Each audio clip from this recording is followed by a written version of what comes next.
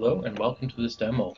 Today we will be flattening a textured chair for flattening and rendering with ExactFlat for Rhino and ExactFlat Monarch. This file has already been flattened, so we're looking at the 3D reference model right here. If I turn on our pattern layer, we can see the 2D pattern. So we've already flattened this chair, but I will be deleting the flat patterns and we'll be going through all the steps required to create a mesh from the surface to texturing to flattening this chair again. So this is what the final result looks like. We've already flattened it, and if I turn back on our notch highlights, we can see we've added notches all the way along the pattern, and all the work's already been done here. So this is what the final result looks like. So now what we're going to do is we're going to use ExactFlat. We're going to click the broom icon, and we're going to delete the flat pattern. We're going to undo all the work of flattening, and we're going to delete the flat pattern. We're going to go through all the steps to create the mesh and to flatten it all over again. So what we're going to do first is we're not going to delete the textured mesh layer. We had this model textured for us after we created the mesh and everything, so we're not going to delete this, and we're going to keep our piece boundaries. This layer here, I just have curves on here that show the division or boundary of the different pattern pieces. So we're not going to delete this layer either. We're going to keep this as a reference, but what we are going to do is we're going to go back to our mesh layer and our remesh layer, and we're going to delete the meshes on here, and we're going to repeat these steps to reflatten this file. So we're just going to select our meshes here. We've got 14 meshes selected. We're just going to press delete to delete these meshes. So we'll go back to our surface layer here. At this point, we're in render viewport right now. This is so we can see the texture of the mesh, but what we're going to do is we're going to click the down arrow, and we're just going to go to shaded viewport. This is a little easier to work with. We get a bit of a higher frame rate, so the controls are a little more responsive. Plus we can see more of the contours and topology of the surface or mesh here, because we're not viewing a smooth shaded model. The ISO lines of the surface make it a lot easier to see the curvature and to see the boundaries. So we start with a surface, and the surface could come from any CAD package or any source. It could come from someone who's modeled it for you.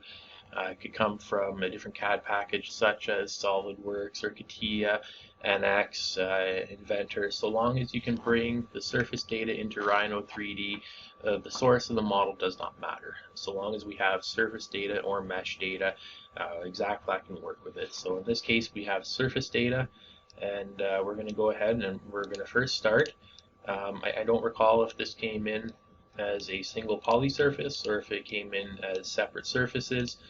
Either way, the first step we're going to do is we're going to join it all together. So right now we've got one poly surface.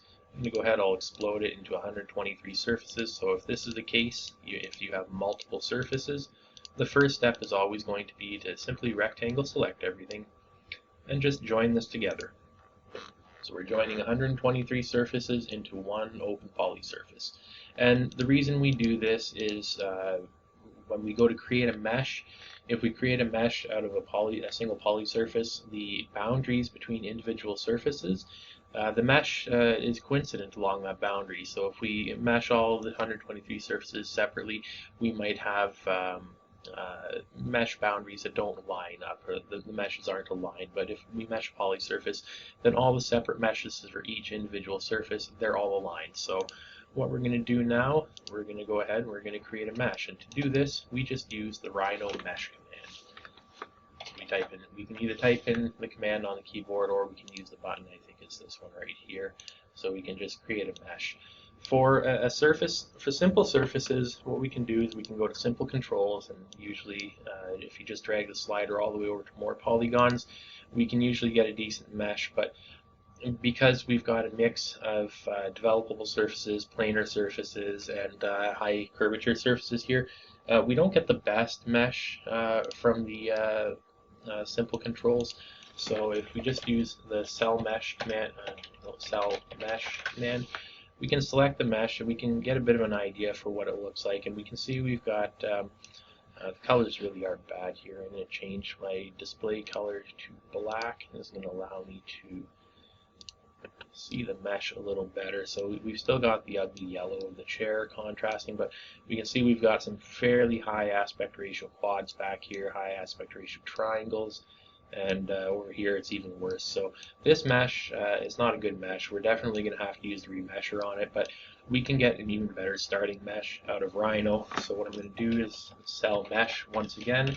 I'm going to delete that mesh and we're going to create a new mesh. So instead of using the simple controls for this one, what I'm going to do is we're going to hop over to detail control, and I'm just moving the mouse slightly across the surface here to get an idea for the scale of the model.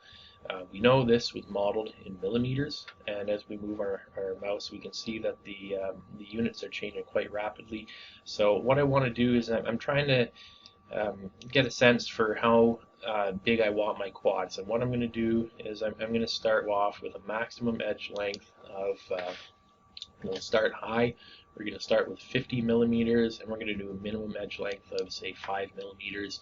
I usually do about 1/10 of the maximum, and I set my maximum aspect ratio to 2. That means that I want my longest edge to be at most twice the length of my shortest edge.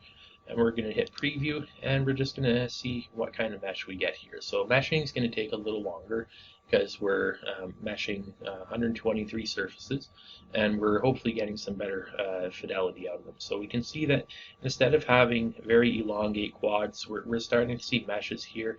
It's hard to tell because of the yellow coloring, but we're starting to see more squares. So we're eliminating those very, very long high aspect ratio triangles, and we're eliminating the very, very long quads. We're also helping to ensure that we have a more uniform size and distribution of the triangles. We're still going to be using the adaptive remesher for this, but by ensuring a more uniform distribution of triangles going into the adaptive remesher, we're going to get a better result. I still don't like how big a lot of these triangles are, so I'm going to reduce this a little further. So we're going to say about 30 and 3 for our maximum and minimum edge length, and we're going to hit preview again. So our first time we ended up with about 189,000 polygons, and this time we've got about 197. So we've increased the polygon count slightly here, and we're looking better. I'm just going to reduce this again further, so we'll do 20 and 2, and I'm just trying to get a fairly good sampling as input for the adaptive remesher. So this is looking a lot better. I like the way our mesh looks here, so I'm going to go ahead and click OK, and as usual, sell mesh, and we're going to put this on our mesh layer, and we'll turn off the surface.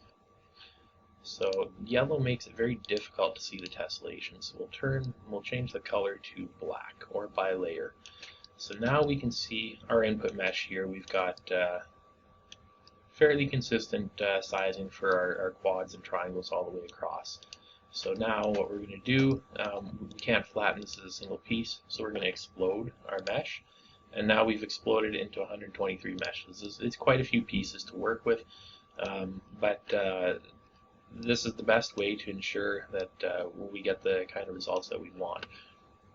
So we do have our piece boundaries layer here. This was done earlier, and this just allows us to view the boundaries of the pieces. So we can select all the meshes up to these boundaries and know that we're selecting the right pieces here. So it's not the most intuitive way of doing it, unfortunately, but it's the best that we have. So we're just going to start selecting meshes here.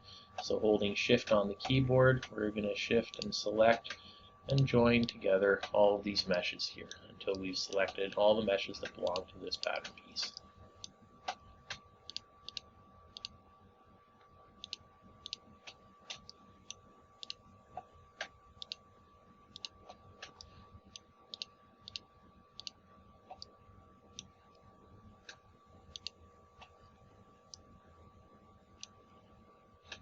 So we've got all our meshes selected for the first piece. Now what we're going to do, we're going to click the join button. So we're going to join all these meshes together. And so the way join works is it basically takes, we started off with 18 meshes, so 18 unique collections of vertices and 18 unique collections of faces. We've simply concatenated all those lists together. So what we have is when we start looking at the boundaries between meshes, we've got multiple copies of the same vertex or location in 3D space. We've got multiple copies of that within our single mesh now. So really, these are going to be detected as disjoint meshes. And in fact, if I explode them, what explode does is it looks for unique collections of vertices and faces, and it's going to separate those out into individual meshes. So if I explode this, we can see that we end up with 18 meshes again. So this really isn't the best input for ExactFlat. We don't want those duplicate vertices here. So what we're going to do now is we're going to weld all these vertices together, or remove the duplicate vertices. So we're going to use the Rhino weld command. And what we're going to do is we're just going to use an angular tolerance of 180 as the maximum tolerance. And what this is going to do is it's going to eliminate the duplicate vertices. So we've welded this together now. And if we try to explode it again, we can't explode it into multiple parts because we no longer have the duplicate vertices. We only have one collection of unique vertices in 3D space, and all the faces share that single collection of vertices. So our process after we mesh is we're going to explode our single mesh because we've meshed as a single poly surface. We're going to select all the faces from the mesh that belong together as a single pattern piece. We're going to join them together, and then we're going to weld them. So we're going to repeat this process for the rest of the surfaces on the chair here. To make it a little easier, because I've already processed this piece, I'm just going to go ahead, I'm going to use the Rhino hide command. I'm going to hide this. This is going to allow me to see the other surfaces here. Also, as I keep meshing, if I see any kind of meshes just kind of hanging out in 3D space here, I'm going to know that I obviously missed a face or a mesh. So it's going to make it easier to detect missing pieces. So we're going to go ahead, we're going to start working on the back here. These pieces are nice and big, it makes it very easy to see and select them.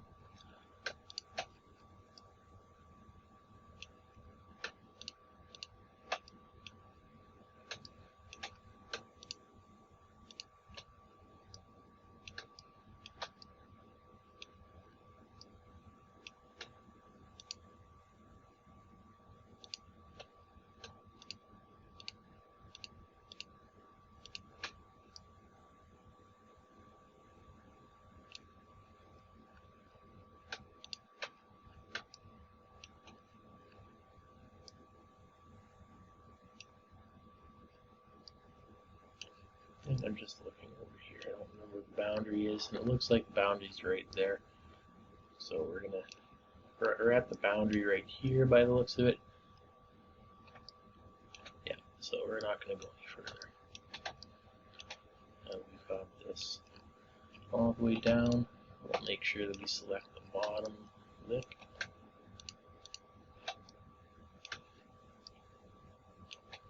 So I'm just going to control and unselect. I want to make sure that we didn't actually have the split in half. I don't think we did. I don't see the red right here anywhere, so I think we're good. We're going to continue on right up to the boundary. That's something else we can do. If you do decide to use a curve to represent your boundaries, you can simply select the curve too, and that's going to highlight it, make it a little easier to see. So we've got our meshes selected here.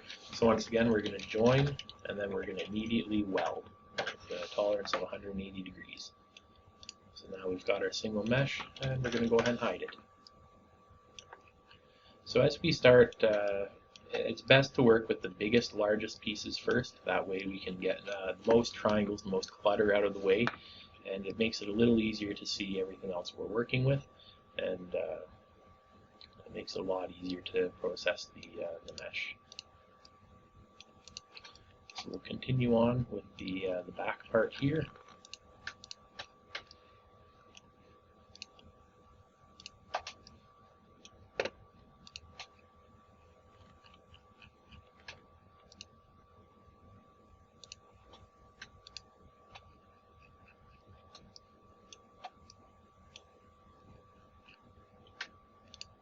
See the red right here, so we know this is the boundary. So I'm not going to select anything beyond that.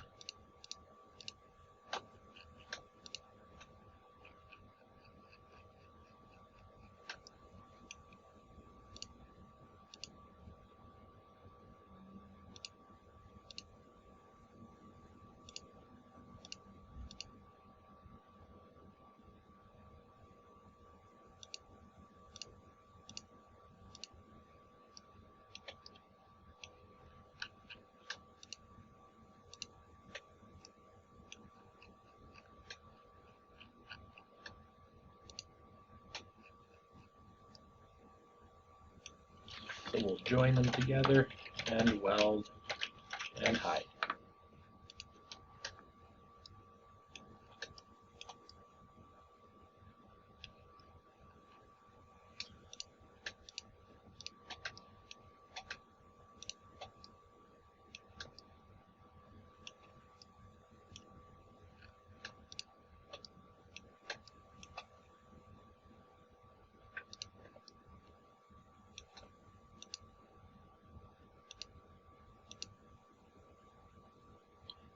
So we can see here where the curve is going.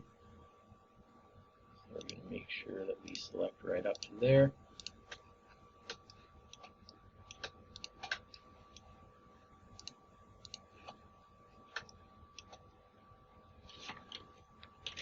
Join, weld 180, and lastly, we're going to hide that mesh. Repeat the process down here. So from the other side, we know that this part is included with the side panel here, so we'll select that first, and we'll start our building our piece out from there.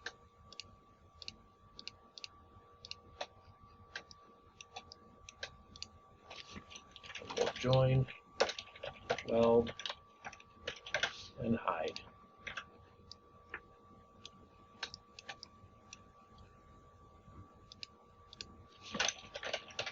We're going to select all the curves. This is just going to bring them to the very front, make it a little easier for us to see where they go. So we're just getting a bit of an idea for the layout of the piece. So everything along the front here is one single piece, and then our seat up top here is a single separate piece. So for this chair, when it's manufactured, we don't actually use this front panel as a printed pattern piece. So we're going to omit these pieces here, and instead we're just going to flatten this piece back here.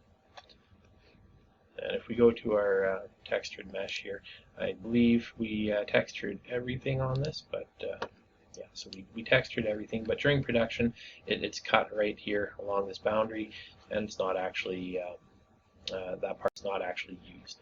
But we'll go ahead, we'll flatten everything anyways. So we'll go back to our mesh layer, we're going to turn off our textured mesh, and we'll start selecting our faces.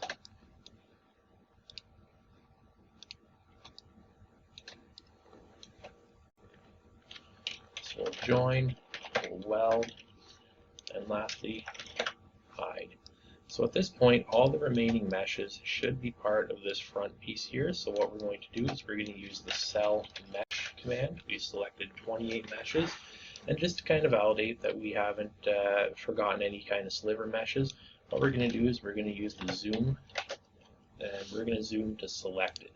So it's only created a viewing plane around our selected meshes here. So our last test is to join them all together. And we've joined all the remaining meshes into one open mesh. This is a very good indicator that we don't have any floating, very small floating meshes hanging anywhere that we've missed. So we're going to, now that we've joined them, we're going to weld. And lastly, we're going to hide. So at this point, I can select all the meshes. We should have 0 meshes left, so it should say there are no meshes to select. Cell mesh, no objects added to selection, so we haven't missed any meshes. We've selected and processed every single mesh, joined them together into pattern pieces, and we've hidden them. So at this point, we're going to use the show command to unhide our objects. Now we can see all our mesh selections here. So just to validate that we haven't forgotten to weld anything, we're going to once again cell mesh. We're going to select all our meshes. We're going to switch over to the Mesh Tools tab of the ExactFlat toolbar. And we're going to use the ExactFlat Mesh Validator. This is just going to do some very basic checks to make sure we don't have any duplicate vertices in the mesh. Checks for geometrically degenerate triangles, so that would be a triangle where that's got 0 surface area because two of the indices are coincident. Checks for topologically degenerate triangles, and that's another triangle with 0 surface area, and that's because the face actually references the same vertex twice. And it also checks for a couple other things, but in this case it's telling us that all selected meshes are valid. So at this point we are safe to proceed to the remesher. If we did have an error reported by the mesh validator, that error would need to be fixed before we can remesh. And in fact, the adaptive remesher does use the mesh validator, and if it does detect an error or a problem, it's going to stop you and say that an error or problem was found and it needs to be fixed before you can continue. I can't show you the screen because I don't have any problems here, but it's going to offer you the ability to skip those meshes, or you can fix them automatically, in which case the mesh validator is probably just going to delete the errors. That's not the best solution because you're probably going to introduce a hole into your mesh, or you can fix manually. Again, probably the best thing to do would be to just to skip or do nothing, or not remesh at all. Skip it, close the remesher, and then you're going to want to go find and fix the error manually using our mesh repair, or the Rhino mesh repair tools. There is an FAQ video about repairing meshes, so I would recommend looking at that video and making sure that your meshes are good before you're going into the adaptive remesher. So at this point, we've got valid meshes, so what we're going to do is we're going to, once again, cell mesh. I don't like adaptively remeshing my originals here, so what I'm going to do is I'm going to use the copy to layer command, and I'm going to create a copy of all these meshes, and I'm going to place them on the remeshed layer. That way I'm remeshing copies of the original. If the problem does occur, I've got the originals to go back to, and I don't have to waste any time creating meshes and creating my selections all over again. I can just delete the copies, I can recopy the originals, and I can start the remesher again. So now we've got the same copy of the mesh on the remeshed layer, and I've also got the same mesh on the mesh layer. So we're going to switch over to the remeshed layer at this point. We're going to turn off our piece boundaries, we don't need them anymore. And once again, I'm just going to rectangle select everything. This is exactly the same as the cell mesh command. They both do the exact same thing, except cell mesh only selects meshes. Right now the only thing displayed is meshes, so I can just rectangle select and get only my meshes. So we've got all our meshes selected. We're going to go ahead and we're going to start the adaptive remesher. The best practice when using the adaptive remesher is to simply just click the start button just to get an idea for what kind of mesh is going to be created. So if there's any kind of problems that need to be fixed, we're going to see them very quickly just by clicking the start button. This also gives you a bit of an idea for where we need to go with our settings. If we need to add more triangles or improve the fidelity, then we're going to lower our tolerances, which are maximum allowed distances between the original and the new mesh. So by decreasing the maximum allowed distance, we're going to be adding additional triangles and additional vertices. Or if we need to reduce the complexity further, we can increase the desired surface tolerance, the boundary tolerance, and minimum edge length. We're going to increase the allowed distance, which is going to reduce the number of triangles and vertices. So because our input meshes are quite large, 10,000 vertices, 3,700 or 1,000, 19,000, so on, it's taking a while to do phase one, which is the analysis phase. So we finished phase one. Some of our outputs are determined to be over 1,000 estimated vertices. For the size of the parts, this is totally fine. We're just going to click yes because we want to continue, and the remesher is going to start creating the meshes for us. So because some of these pieces are very large, the back piece in particular covers the entire back of the chair. We've also got the entire front half of the skirt. These are very large pieces, so to have that high of a vertex count probably isn't a problem. They're near developable anyways, so ExactFlat, the fracture pre-flattener in particular, will probably be able to get 90% of the strain out anyways, so this isn't a big deal. If we had a mesh that had not been created through the adaptive, or a uniform remesher that had this high of a vertex count, that would probably be an issue for ExactFlat. It would probably take a long time to optimize, but because these are coming out of the remesher, ExactFlat should be able to handle them. So we're going to click OK, and we're going to have a look around here just to see where all the triangles and vertices are, and they're coming from this area right around here. So this is probably the result of some kind of meshing error that's going to have to be resolved, and we can do this a couple of ways. We can either change the remesher settings, we've got another area right up here,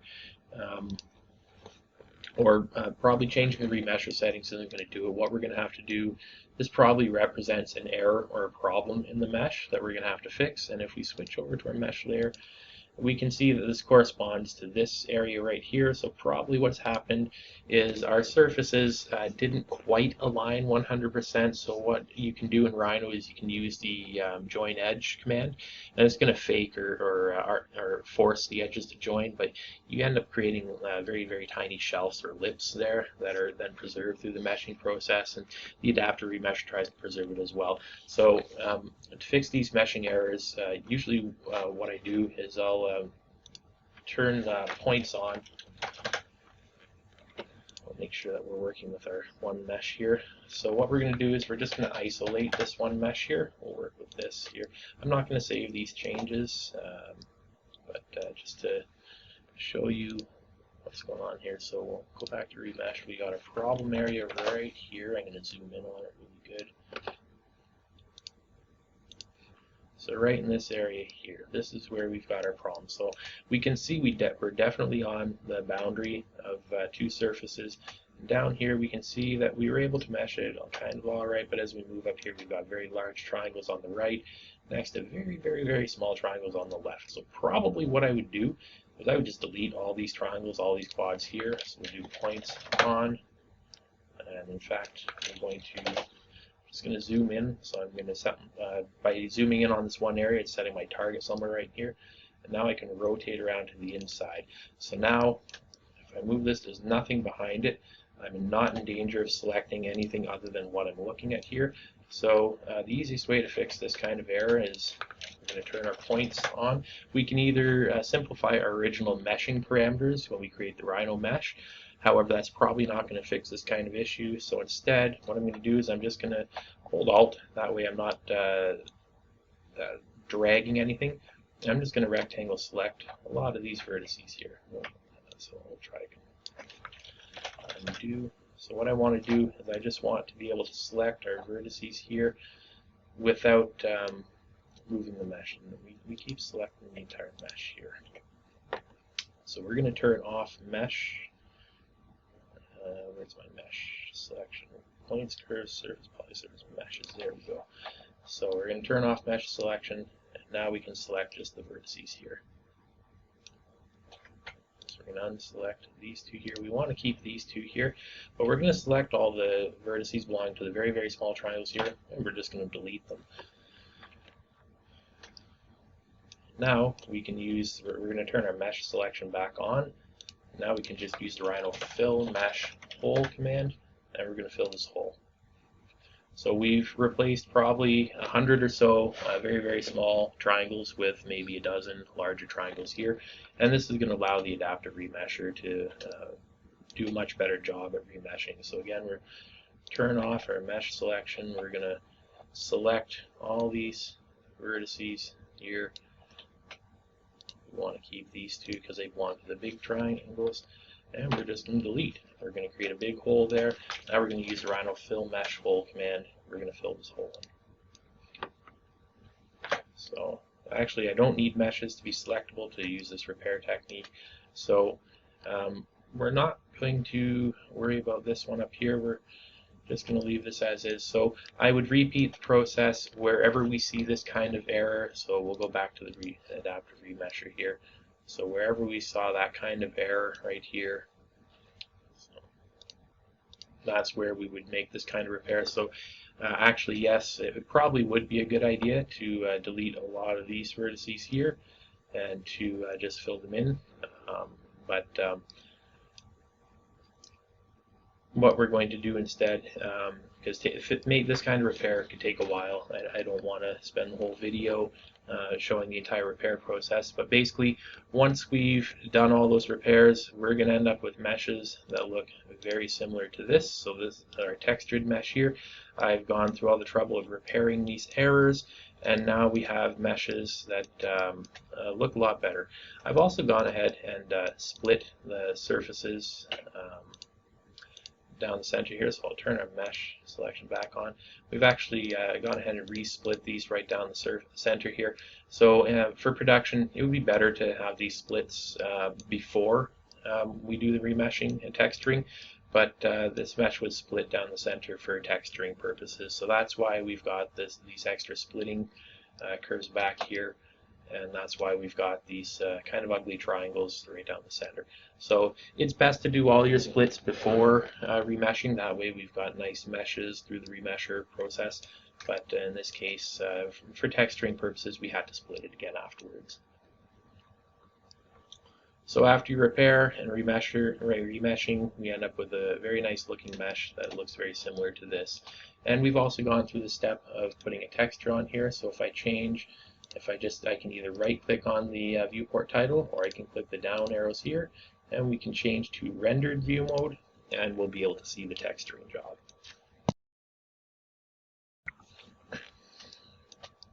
So at this point, we've started with a surface, we've created a mesh from the surface, we've exploded the mesh and recombined the individual meshes into logical pattern pieces, and then we've gone ahead and we've used the adaptive remesher to create meshes for flattening. And the reason we use the adaptive remesher is to both decimate the mesh and to simplify the geometry of the mesh. So when we look at this, we'll go back to shaded view. When we look at the triangles, except for the ones along this cut here, they're all mostly equilateral triangles, which is ideal for ExactFlat. So we'll go back to shaded view, and we'll go ahead and we'll flatten this mesh, textured mesh, using ExactFlat. So we've already done all the preparation work, so we've done most of the work at this point. Flattening with ExactFlat is actually a very quick process. So what we're going to do is we're going to use the ExactFlat flatten command. We're going to switch over to the Tools tab in the ExactFlat toolbar, and we're going to click the very first icon to flatten the pieces. So we can just safely rectangle select everything. This command only accepts meshes for your selection. So we're going to rectangle select everything, press enter to accept the selection, and very quickly we end up with a flat pattern. This is an initial flat pattern using one of ExactFlat's pre-flatteners. So ExactFlat is a two-stage flattener. The first stage of flattening is done with what's called pre-flatteners, so they're very fast, but they're not optimized patterns. So at this point, we're going to switch out of shaded or rendered viewport. We're going to go to shaded viewport, and this is so we can see the strain analysis on the pattern pieces. So depending on your settings, the strain analysis may be on or off. It looks like it's off, so I'm going to switch over to the highlights tab of the ExactFlat toolbar, and then click the rainbow icon here, and this is going to turn on our strain highlights. So we can see that now all our shaded pieces have rainbow colorings to them. And the colors actually represent the amount of strain on the pattern piece. So in reality, in terms of production, the more strain you have on a pattern piece, the smaller your pattern piece is. So if we imagine our 3D model here, what I'm going to do is I'm just going to make the ExactFlat model our default layer, and I'm going to turn off the textured mesh. That way we can see the 3D reference model with strain on it. So if we imagine our 3D shape here as a rigid shell, these pattern pieces, when we stretch them or put them back onto, when we apply them to the 3D shell, the strain indicates how much we're going to have to stretch the pattern pieces to get them to fit. So the more strain we have on the pattern piece, the more we're going to have to stretch that pattern piece to get it to fit. So we've projected the strain map back to the 3D pieces. So if I were to cut this piece out here, for instance, we would have to pull it quite a bit here to get it to fit, and we'd have to pull it even more over here. So with the default legend that we have right now, red represents about 20% or more strain. So unless we're working with a spandex or something very stretchy, this material is probably going to tear, and this pattern piece is no good. But we're only looking at the results of a pre-flattener. They're very fast, and they're not optimized yet. The second stage of ExactFlat is the optimizer, and that is where we reduce the strain and sag, and we'll add additional material. We're going to relax the pattern piece so it's as close to zero strain as possible. So when we go to wrap it or apply it back to the 3D shape, it's going to fit with as little pulling or stretching as possible. So to make this easier, what we're going to do is we're going to minimize our perspective viewport, and we're going to maximize our top-down viewport. So we're looking straight down at our pattern piece. We're also going to make the pattern layer the default layer, and we're going to turn off the model layer, so we're only looking at the 2D pattern pieces now. So our first step from here, when we look at this pattern piece, we see that we've got a lot of strain. We also see that we've got flip triangles on here, and we can tell this by the cross marks here. And if we actually zoom in, we'll see that all the triangles actually have inset triangles on them as well, indicating which triangles have problems. So in reality, the flip triangles, these represent folds or wrinkles on the pattern piece. So conceptually in the mathematical model, this pattern piece is folded in under itself or on top of itself. So again, these are patterning errors. They need to be fixed, and the easiest way to fix them is to just run a different pre-flattener. And we do have a video on various techniques for removing flip triangles. So if you have questions about that, I would recommend checking out the video. It talks about all the different methods for removing flip triangles. So for us, we're going to switch back to the Tools tab of the ExactFlat toolbar, and we're just going to use a different pre-flattener. So for this pattern, I'm going to start with Fracture, and with Fracture, we get a different pattern for each starting, or depending on the edge of the mesh that we select, we get a different pattern. Because Fracture works very well on developable surfaces, we like to choose vertices along a plane of symmetry. So I'm going to click a vertex somewhere along the center line here. And when I do this, we get a pattern piece. In this case, we've got a very nice pattern piece that has very low strain, however, we still have one flip triangle up here. But because I like the shape of this pattern piece so much, I'm going to accept this, and we're going to try a different tool to remove this last flip triangle up there. So for this one over here, we'll pick a couple different locations. We're not getting rid of the last flip triangles, so we'll try the flip triangle removal tool to finish off these pieces here. We're going to repeat the process for the rest of the pieces here. So for all of these, we're getting quite a few flip triangles here. So maybe I'm going to switch over to our pelt algorithm instead. In this case, we're still getting a good starting shape, but we're eliminating the flip triangles. So we'll try pelt on these ones here. And the shape is still good. We got a bit more strain. That's okay, it just means the piece is shrunk a little bit compared to Fracture, but the optimizer is going to deal with that for us. So we'll just go ahead and we'll repelt the rest of these here. And the biggest goal here is we're first and foremost removing folds and wrinkles or flip triangles. And secondly, we're trying to change all the colors or reduce the strain from high strain levels to as close to 0 as possible. So the default legend in ExactFlat, 0 indicates no strain or sag. Cyan, the blue color here, represents 5% strain or sag. Green is 10%. Yellow, we can see a bit of yellow right around here, is about 15%. And red is 20% or more. So when our pattern pieces turn more white, that's indicating that we've got a good pattern with minimal strain or sag. So at this point, we've flattened our pieces. We've used the pelt tool to remove the flip triangles and most of the strain and sag. So what we're going to do now is we're going to use the Optimize and Spring tool here. And this is the second stage of ExactFlat, and this is where we optimize our pattern pieces to the best fit possible. So we're just going to select all the pieces here, and we're going to go ahead and we're going to optimize these pieces. So we're just going to use the default settings, and we're going to go ahead and hit OK, and optimize this for a cotton material. If you are working with a different material, ExactFlat does come standard with about 85 different materials, and we do partner up with University. I believe the cost is about $25 US. They require about a 1 foot by 1 foot swatch of material, and usually within one business week, they'll be able to analyze and test your material and give you back a report that you can then use to form your own mathematical model of that material for use in ExactFlat. So we do have a material manager that you can add your own materials to ExactFlat.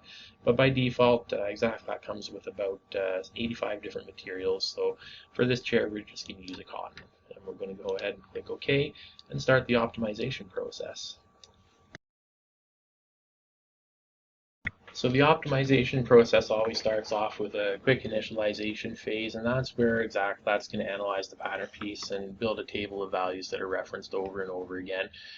Once that's done, we're going to start optimizing, and we can see as it's optimizing, not so much right now because we've already removed most of the strain, but the shape is going to change as it's optimizing, and the colors are going to change to represent the level of strain as the piece is optimizing as well. So as expected, we can see that the color for this piece has shifted almost predominantly to white, and this makes sense because the back of the chair is more or less a developable surface. We do have some color around the edges, and that's because the edges were filleted for this model, so we do have some double curvature around the edges, but mostly we don't have much strain or strain on the pattern piece at all. We do see a bit of gray or darkening around the center here, and this represents sag or an excess of material on the pattern. And when we go to fit this back onto the chair, this may manifest itself. So this piece is optimizing now. We can see that the shape has changed. It's expanding slightly, and the colors are being reduced. But the sag here, this may manifest itself as wrinkling or puckering on the material. It just may not be as tight as everywhere else. So depending on your project and what you're working with, that may or may not be acceptable. We do have some other tools that can be used to reduce the excess material as well. Our global target strain tool being one of them. So that one can actually be used to intentionally reintroduce a bit of strain into the pattern. So if you need to have a tight fit, you want to make sure that you're always pulling the material. Global target strain is a very good way of ensuring that you always have strain on the pattern, and you can configure the amount of strain with the tool as well. So we're going to proceed on through the list. We're going to optimize all these pattern pieces, and we're going to reduce all the strain and sag. So as we're optimizing, we're going to see the colors are changing on all of them, and the shape is changing as well.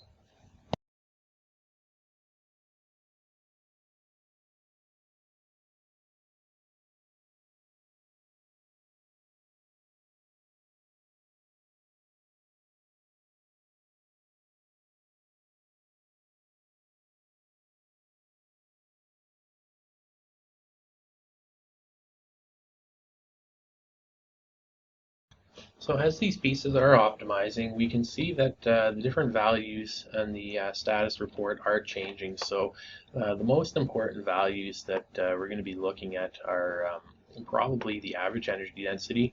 This is telling us the overall average amount of energy or strain in the pattern piece. So the higher this value, the more strain we have. So as it optimizes, we're going to see the average energy density. It's always going to decrease. It's never going to go up. It's always going to decrease, and this represents the progress of the optimizer. A couple of related values are the minimum energy density. So this is the smallest amount of energy found on the pattern, and the other one is also the maximum energy density. So we've got a very, very high maximum energy density for this piece, and this is always going to generally it trends to the trend is for this to reduce as we optimize, but some pattern pieces we're always going to get anomalous values, and that just may represent a very awkward portion of the pattern, or even an error on the model that was not caught through the previous methods. But generally speaking, this usually trends downwards, although it is always going to spike up and down as different iterations are tried. But this is usually the maximum local energy on the pattern piece. In this case, we got quite a bit here. So there probably is a small error somewhere on the pattern, or a very, very awkward tight corner that you may want to put a dart in to relieve some of this energy. We also are going to look at the no seam stretch error. So the no seam stretch error is simply the difference in perimeter length between the corresponding piece in 3D and the 2D pattern piece. So this is going to give you a bit of an indication for how well your pattern is going to fit. So when we look at the no seam stretch error, we've got a difference of, for this piece right here, we've got a difference of about 44 millimeters, and when we consider the entire boundary length of about 2100 millimeters, 44 millimeters is fairly small.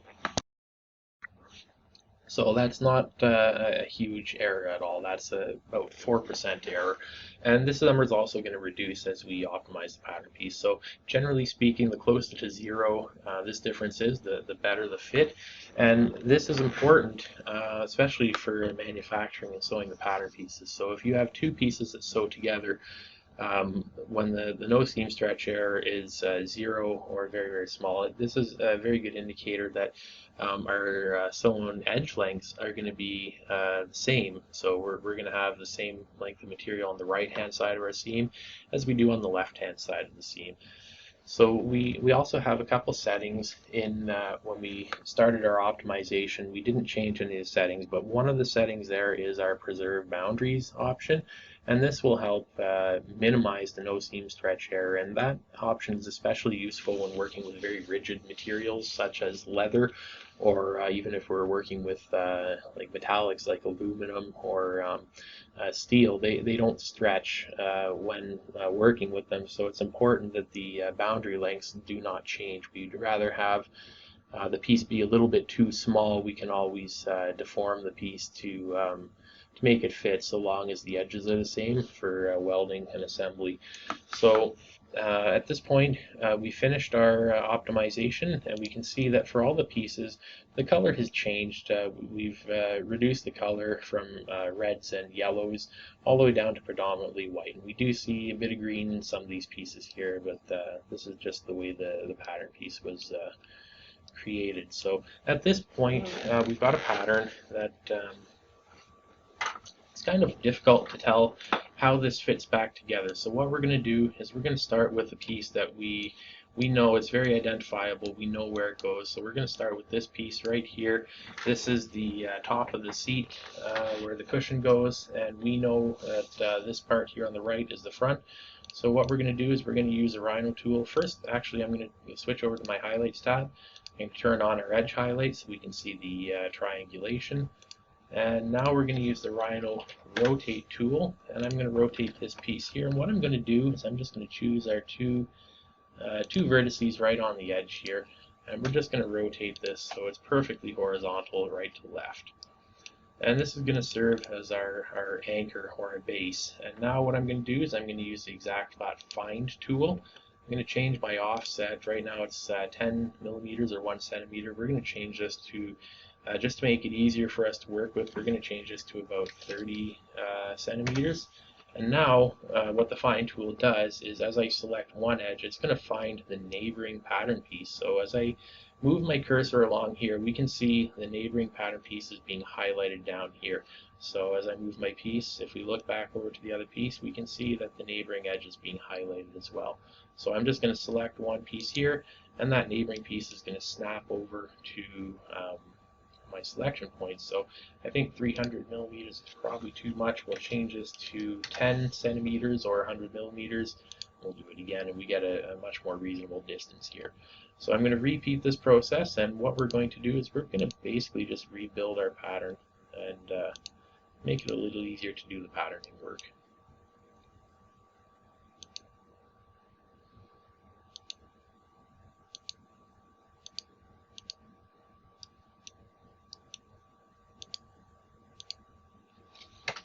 So very quickly we've been able to rebuild our pattern and move all our pieces together so we can very easily see how this chair now assembles.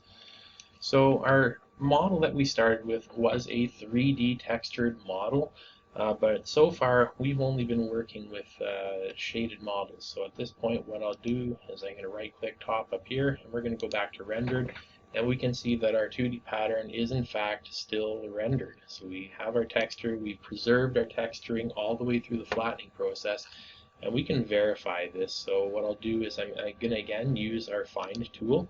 This time I'm going to set my offset to 0. I don't want any offset.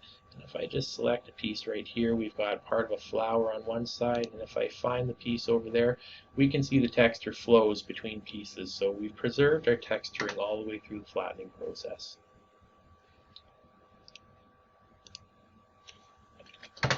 So I'll set our offset back to 100, and I'll just move this piece back to where it was. So at this point, depending on your workflow, we can do different things. We can save the file, and by saving the file that has a flattening project, and we're saving the work of the flattening project, so we can save this file as a Rhino 3DM, and we can come back to it at any time and continue flattening. We can also use the the ExactFlat export command to create a DXF. So the DXF is going to contain seam lines, so that's the natural perimeter of the pattern piece. It's also going to contain an optional seam allowance, a global seam allowance. So for sending this file directly to a cutting table, we might want to add an optional seam allowance for cutting, or if we're going to be importing this into something like Gerber AccuMark, we may want to turn the seam allowance off and then create our seams using AccuMark or some other patterning tool. We can also manually add our notches and tags to the pattern piece. So in this case, if we want to add notches, we can use the notch tag dialog. And from here, I can manually add notches. So I'm going to add a series of slit notches here with my tag the way I've configured the defaults. Whenever we use the %n, it's going to add a unique auto-incrementing number. So my tags are going to be comprised simply of numbers here, and all my tags that I add are going to be red. So I'm going to click the Add button, and I'm going to start adding some tags along the edge here. So as I add tags to one side, we can see that they're automatically appearing on the right-hand side, and it's a little difficult to see because of the shading. So what I'm going to do, I'm going to switch back to shaded, and now we can get much better contrast with the gray. So again, I'm going to select vertex right here, and it's adding a notch right there as well as on the neighboring side.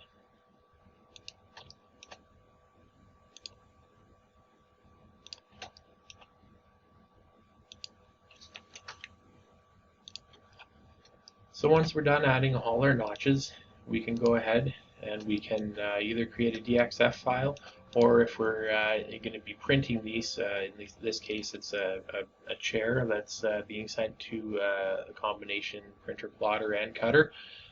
So in this case we're going to use ExactFlat Monarch, and we're going to render these pieces, and we're going to save them as a PDF file that combines both our print information and our cut information. So to do this, it appears my Monarch toolbar is missing. The plugin is loaded though, and the command is Monarch Render. So we're going to type in Monarch Render, and we're going to select our pattern pieces here, and we're going to go ahead and we're going to render these.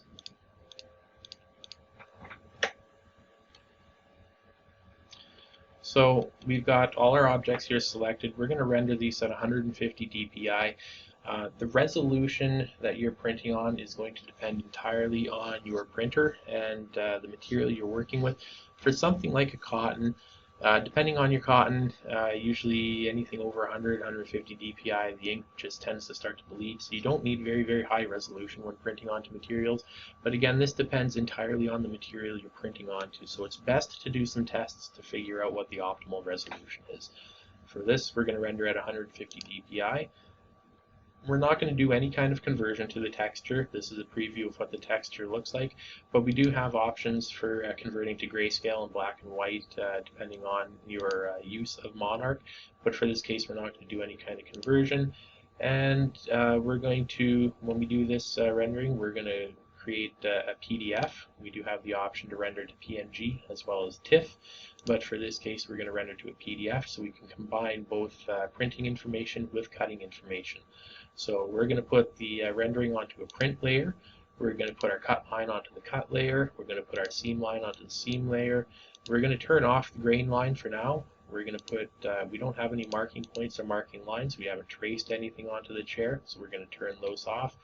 We don't have any V notches, but we do have slit notches, so we are going to create, we can add both notch points or notch lines. In this case, we're going to add the actual lines of the geometry, and we're going to change the layer name to simply notch. And we're going to put our tags, so that's the auto increment text, that we're going to put that onto the tags layer. So we've already selected a location to render to. So at this point, we're just going to go ahead and we're going to click the render button. So it's not going to take long for ExactFlat to render them. This piece here is about 28 by 41 inches, and we can see the previews appearing in the pattern viewport as we render it. And if we go to our folder, we can see the PDFs are starting to appear.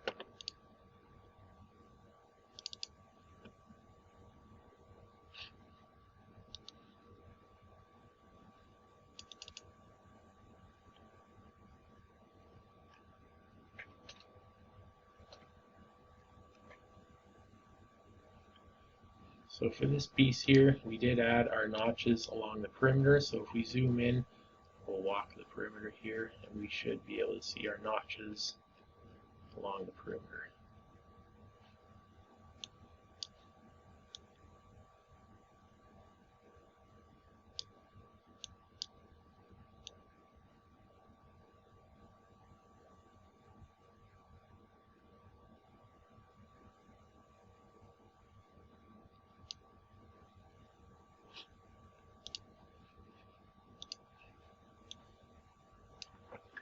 I think maybe I forgot to check that off, so what we'll do is we'll go ahead and we'll re-render those. Monarch render, delete all of these. Then we'll rectangle select our pattern pieces. We're going to render these, we'll keep it at 150 dpi, no conversion, and yeah, we do have notches on, so we'll go ahead and we'll render again.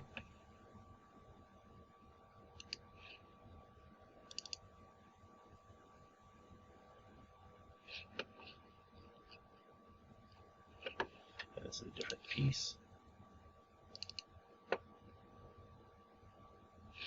So the piece labeling does depend on the order that they are selected.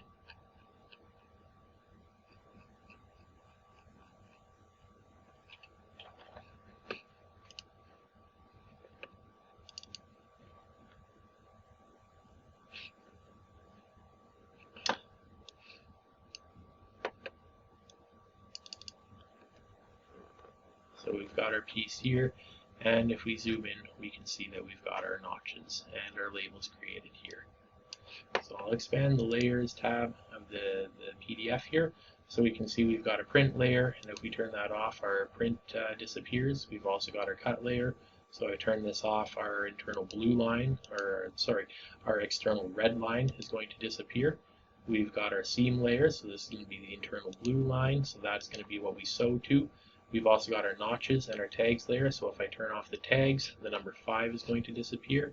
And we can see our notch right there, and that is also on a separate layer, so if we turn that off, our notches disappear.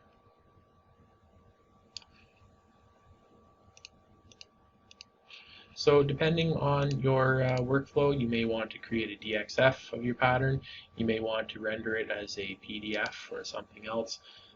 But using this workflow, we can take any mesh or surface data, whether it has a texture or not, and we can very easily create 2D patterns out of it and flatten it.